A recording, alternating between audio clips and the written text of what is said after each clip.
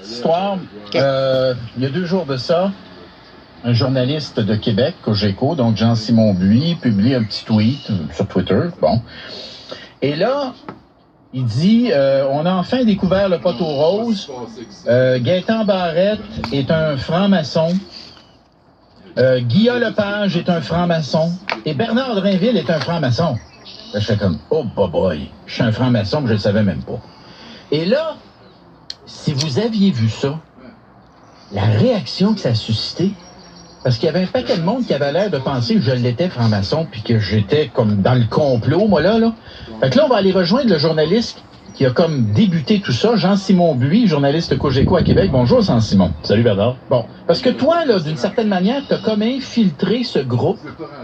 Comment tu le qualifierais, ce groupe? Est-ce que tu dirais que c'est des partisans du complot, d'un complot? Comment tu... Oui, c'est des théoriciens du complot. Je te ramène un peu au début de ma démarche. En fait, j'ai un alter ego Facebook qui me sert à infiltrer des groupes louches sur Facebook depuis plusieurs années. À la base, je l'ai créé pour infiltrer la Meute, la Storm Alliance, tous ces groupes-là identitaires là, qui s'étaient créés dans les dernières années suite à la crise des réfugiés. Et dans les dernières semaines, derniers mois, je suis retourné voir un peu ce qui se passait sur le compte de mon alter ego. Et aux surprises de constater que ceux qui scandaient des diatribes islamophobes et racistes dans les dernières années avaient troqué leur discours pour des théories du complot.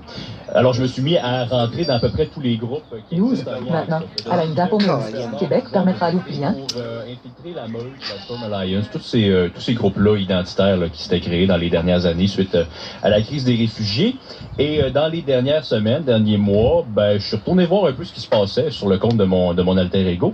Et aux surprises de constater que ceux qui scandaient des diatribes islamophobes et racistes dans les dernières années avaient troqué leur discours pour des théories du complot. Alors, je me suis mis à rentrer dans à peu près tous les groupes qui existent en lien avec ça. Pour te donner une idée un petit peu, Bernard, du genre de groupe qu'on peut y retrouver. Il y a Appel à la liberté, il y a Résistance Québec, Trump et la vérité, Anti-5G, ainsi de suite. Donc, je suis rentré dans ces groupes-là. Les théoriciens du complot au Québec, Bernard, je les qualifierais d'une nébuleuse assez large, assez flexible aussi. Il y a des gens qui croient à tout, là. Il y a des gens qui croient à la Terre plate, aux reptiliens, aux francs-maçons, à des complots sataniques. Il y en a qui sont plus concentrés sur les anti-vaccins. Et il y a également un groupe qui prend beaucoup d'ampleur en Amérique du Nord, notamment aux États-Unis, qui s'appelle QAnon. En quelques mots, parce que c'est difficile à résumer, QAnon, ce sont des gens qui croient dur comme fer que des membres de l'état-major américain, donc dans l'armée américaine, des gens avec un accès à tous les secrets des États-Unis, communiquent via des forums anonymes sur le web pour préparer ce qu'ils appellent une tempête, où est-ce que des élus démocrates, des gens de Hollywood et tout ça vont être arrêtés pour des crimes à caractère pédophile. Donc, ça te donne une idée un petit peu. Il y a des gens qui croient réellement à ça. Et au Québec, ils sont des milliers, voire des dizaines de milliers. La page QAnon francophone, qui a changé de nom récemment pour s'appeler 17FR, parce que de plus en plus Facebook ferme ce genre de page-là, compte 23 000 membres à l'heure actuelle, avec un administrateur qui est québécois. Et tout ça, tous ces gens-là évoluent avec des espèces de gourous, des aficionados des théories du complot au Québec. On parle d'Alexis Cossette-Trudel, Stupide. Maintenant, on pourrait ajouter à ça Lucie Laurier également. Julie Couillard, l'ex de Maxime Bernier. Des gens qui prennent beaucoup de place sur les réseaux sociaux et qui font de plus en plus d'adeptes. OK. Puis au Québec, c'est quoi qu'ils disent? Est-ce qu'ils disent que, par exemple, le confinement... c'est un complot, ça, là? Ça vise à tuer l'économie? C'est quoi le discours, mettons, des partisans québécois de cette mouvance-là? Ça va de la COVID-19 n'existe pas. C'est un complot qui a été orchestré par des mondialistes pour confiner les gens, briser l'économie, établir la domination d'un nouvel ordre mondial, à l'exagération. Donc, comme je te dis, il y a plusieurs degrés. Pour illustrer un peu le genre de discours, on va entendre quelqu'un que j'ai surnommé affectueusement Gertrude, et qui est devenu un de mes personnages récurrents à Québec depuis quelques semaines. Alors, Gertrude, c'est une madame qui prend beaucoup de place sur YouTube, qui est suivie par plusieurs personnes. Elle existe pour le vrai, là. Ah, elle existe pour de vrai. Je ne dirai pas son vrai nom, mais c'est une madame de Maniwaki, là. Okay? Fait qu'elle existe pour de vrai. Puis la madame, elle publie sur YouTube, puis elle a un groupe sur Facebook avec plusieurs adhérents, puis les gens croient à ça. Donc, ce que vous allez entendre, c'est ça à quoi les gens croient. Et croyez-le ou non, Gertrude, on va commencer par ça, a envoyé une mise en demeure à François Legault, Horacio Arruda et Daniel Mécan il y a quelques semaines via huissier, avec d'autres gens qui avaient signé ça. J'ai le texte, tout ça. Alors, je vous fais entendre un extrait de cette mise en demeure, de cette sommation envoyée au premier ministre du Québec. Les chercheurs et les éveillés ont une qualité fondamentale, dire la vérité. Cependant, aux yeux des mondialistes et des élus marionnettes francs-maçons, à la solde des Soros, Rothschild, Rockefeller, Trudeau, Desmarais, Power Corporation, ces éveillés représentent une menace nationale et sont passibles d'emprisonnement. Nous avons la liste complète des francs-maçons du Québec et du Canada qui sera publiée sous peu.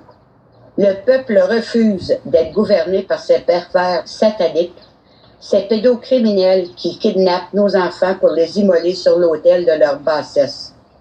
Voilà pourquoi ce temps d'arrêt nous a permis de faire des découvertes jusqu'ici bien enfouies. Découvrir comment les francs-maçons, les mondialistes et les Illuminati ont tout planifié depuis 60 ans pour arriver à nous détruire et à perdre le contrôle de nos vies.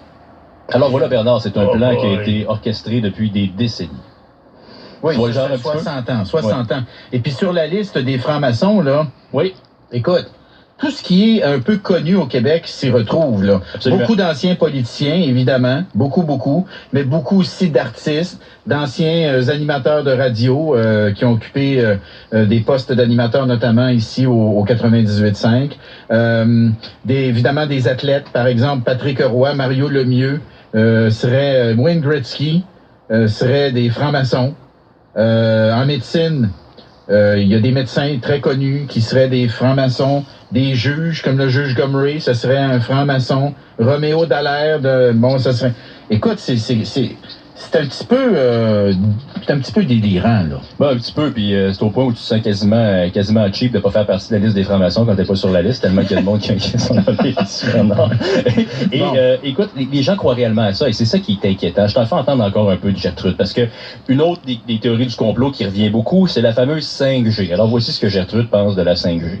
Il vous prouve encore une autre fois que les vaccins, ce n'est que pour faire de l'argent. Et pour vous introduire dans vos corps une puce et de la nanotechnologie qui va rentrer directement en ligne de compte avec les chemtrails et avec la 5G. Avez-vous vu toutes les vidéos sur le nombre incroyable d'oiseaux qui tombent du ciel, jusqu'à 50 000 à la fois? Croyez-vous que ces oiseaux-là, ils ont dit à matin, on se suicide? Non. C'est des essais qu'ils font avec la 5G et avec les chemtrails qui font faire des crises de cœur. Et si un jour, tout ça va être en place et que vous êtes un activiste, ils vont passer soit en avant de votre maison, puis ils vont vous faire une crise de cœur dans votre maison. C'est ça, la 5G. La 5G fait griller votre cerveau. La 5G va faire tout griller. Tout griller. Et Bernard, bien entendu, qui est le grand architecte maléfique derrière tout ça, derrière cette crise qui a été montée de toutes pièces? Ben, c'est nul autre que Bill Gates. Bill Gates, c'est la personne au monde, c'est le criminel le plus dangereux pour des crimes contre l'humanité. Moi, je suis en train... Ça fait 2 jours que j'essaye d'écrire une lettre à Donald Trump pour que Bill Gates soit jugé pour crime contre l'humanité. J'ai de la misère à la composer. Je vais la faire... Mais j'ai fini, je vais la faire traduire. Je vais peut-être la mettre en ligne, si ça vous tente de la faire imprimer, puis de l'envoyer vous autres aussi. Moi, je vais l'envoyer par fax. Bill Gates, l'Alliance ID 2020. Ça, c'est une alliance qui s'est formée pour introduire la marque de la bête dans l'être humain. Il y a une loi, une clause dans les laboratoires.